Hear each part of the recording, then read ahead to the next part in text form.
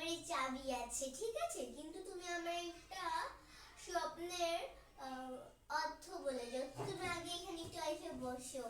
আসো আসো আসো। আমি ঠিক আছি। তোর মুখ দেখা দেবো তাই বলো চেরি।